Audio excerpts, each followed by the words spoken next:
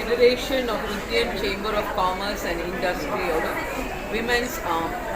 Federation of Indian Chamber of Commerce and Industry வந்து almost 100 வருஷ organisation.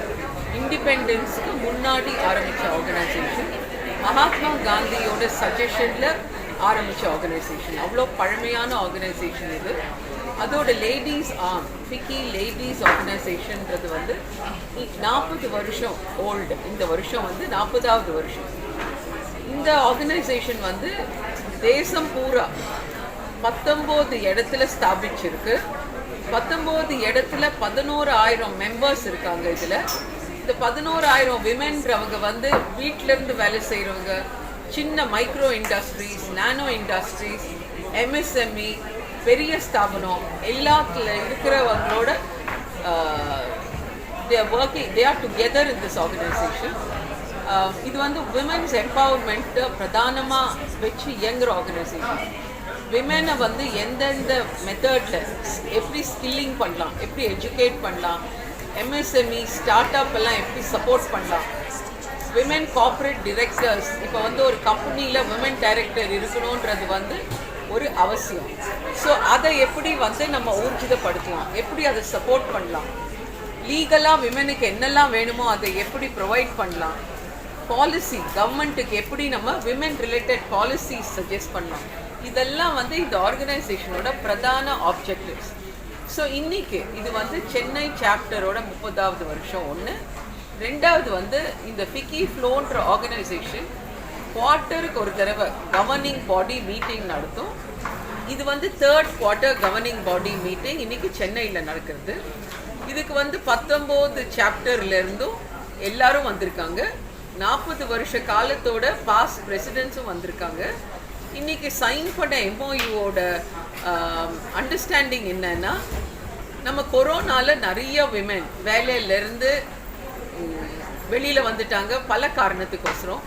அவங்க திருப்பி வேலையில் சேரணும்னா அவங்களுக்கு தொழில்நுட்பம் ஸ்கில்லிங் மாறிடுச்சு. இப்போ இன்றைக்கி ChatGPT, AI என்னெல்லாமோ வந்துருச்சு சிஸ்டமில். ஸோ அதை அப்ஸ்கில் பண்ணுறதுக்கு, அவங்கள திருப்பி எம்ப்ளாய் பண்ணுறதுக்கு, ரீஸ்கில் பண்ணுற வேண்டிய எஜுகேஷன் எல்லாம் ப்ரொவைட் பண்ணுறதுக்கு நாங்கள் இருக்கோம்.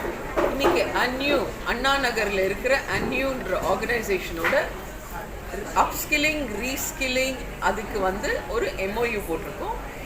இந்த ப்ரோக்ராம்க்கு வந்து ராஜு சேர்பர்சன் சென்னை சாப்டர் அவங்க அதை பிரதானமாக எடுத்து அந்த செயலை செய்கிறாங்க. ANEWன்ற ஆர்கனைசேஷனோட ரஷ்மி சரிதான்றவங்க executive director of FICCI FLO in Delhi. நான் வந்து Sudha Sivkumar, national president of FICCI FLO. இப்போ இந்த ஹோல் ப்ரோக்ராம் வந்து நம்ம அமைச்சர் திரு பழனிவேல் தியாகராஜன் தலைமையில் நடந்தது. இப்போ வந்து டெக்னாலஜின்றது வந்து எல்லா ஏரியாலையும் வந்துருச்சு. இப்போ என்கிட்ட பணம் இல்லை, ஒரு அம்மா கிட்ட பூ வாங்க போகிறேன், 30 ரூபா கொடுக்கணும், சில்லறை இல்லைன்னா அந்த அம்மா என்கிட்ட GPay பண்ணுமான்றாங்க.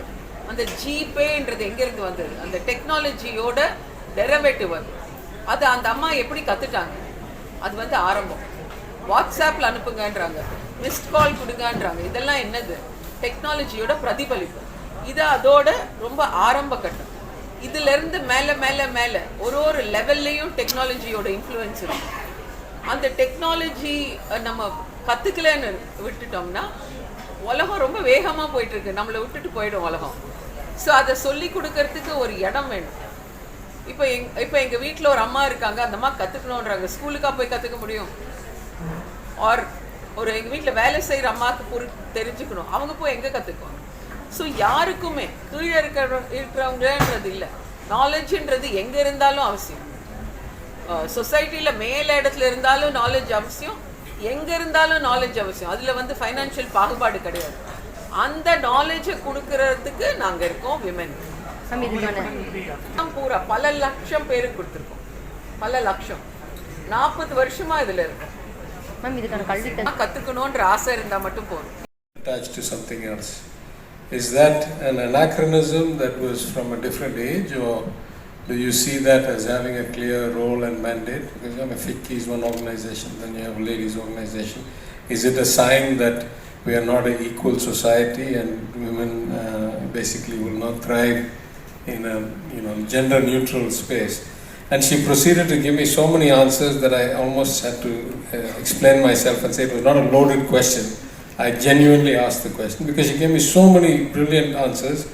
And she said, listen, we need a space for women. It is still not a society where women may feel as without inhibitions, or just listen to this performance. If this was a multi-gender societal event, maybe they wouldn't feel so comfortable being on stage and performing. And then she gave me a bunch of explanations, all of which were valid, relevant. But the point I was most interested in was what was it started for? Was it just an outlet because it was dominated by male office bearers back in the day, 40 years ago? But I think the net result is whatever the motivations that it started with, the great outcome has been that here's an organization focused on women, for the improvement and empowerment of women, for their participation in the economy, in the workforce. And that is certainly something we really, really need in our country, in our state. I believe that our state does better than most, but we still have a long way to go. I also was a bit pleasantly, but not very surprised, happy to note that my friend Colonel Devasahayam and his Radiant Securities, who do so much good work beyond doing business, sponsoring the right things and engaging society with their own event, conclave and so forth, are a primary sponsor here. That certainly speaks to their general social connect, and I congratulate them for it. Let me maybe just touch on 2 or 3 big themes that I think will be very relevant to the agreement that I've seen signed here, the emphasis that has been pointed out in Ms. Raju's presentation about FLO's priorities, and maybe leave you with some things to think about, and finally talk about what we as government can do, what we have already done, what I think we can do, and how we can better work together. The first thing I think I should say, I was reading typically in the poorer African countries, but also in other countries, who are in a country where the education system is not capturing all of them, and where many of them have a hard time making it through school, then really almost 1 in 4 people who is capable of doing relatively skilled, relatively education requiring work for the next 20 years is Indian. That is a huge workforce. It is a problem if we can't get them all employed, but it is our opportunity over the next 2 decades to replicate the kind of growth era that China had. And China had it through manufacturing and through the reinvestment of excess capital and trillions of dollars of reserves and infrastructure investment. We will not have that kind of money. The world is awash in money. It's not that there's a shortage of money, but there's not going to be trillions of it looking for new manufacturing opportunities in India. But the world is going to need lots and lots and lots of skilled labor, and India is going to be the human resource capital of the world for the foreseeable future. That could be through the offshoring of work into India. That could be through investment and the setting up of entities that require labor in India. And it could be through the migration of labor, either temporarily or permanently, to other parts of the world. But collectively, it is going to be Indian manpower that drives the world economy for the next couple of decades. In that context, if we look at it from an internal perspective, something I've been saying at least for 7-8 years, starting with my presentation before the 15th Finance Commission of India, is that in a global economy, what will determine the quality of life and the rate of advancement of our citizens is the weighted average productivity of our people. And to have a weighted average productivity, the first thing you must do is move up the bottom of the pyramid. The people at the top always do well in every way. If you want to improve the average, you've got to move the bottom. And what would be a great start is to make sure that 50% of the population that are women. It's slightly more than 50 in places like Tamil Nadu, Kerala. It's a little bit noticeably less than 50 in places like Bihar and UP and Rajasthan. But roughly 50% of the people who are women are given equal access to education, to skilling, to employment, to property rights, to entrepreneurship, to advancement. If usually we must be importing some of this labor, because if you look at, let's say, Apple iPhone manufacturing and Nike shoe manufacturing, I'm not sure there's that many migrant workers here, but if you go to places like Tirupur, certainly there's a huge migrant female worker population. So when you say 43%, not all of them are local, but we have the ecosystem that allows this to happen. So sometimes when we look at all these things, what we end up with, I think, is a system that has flexibility, that allows for the allocation of the right talent to the right job and the right opportunity, really is the holy grail. That's what we want to do.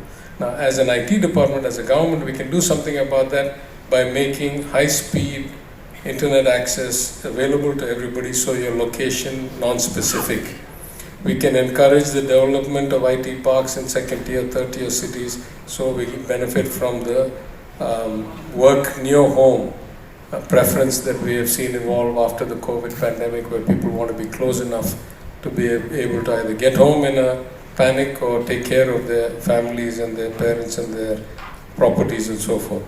So in a world of volatility, shifting demand, shifting nature of the industry, the notion of flexibility, of having a system that can draw out the greatest productivity out of a myriad diversity of talent really ought to be the goal.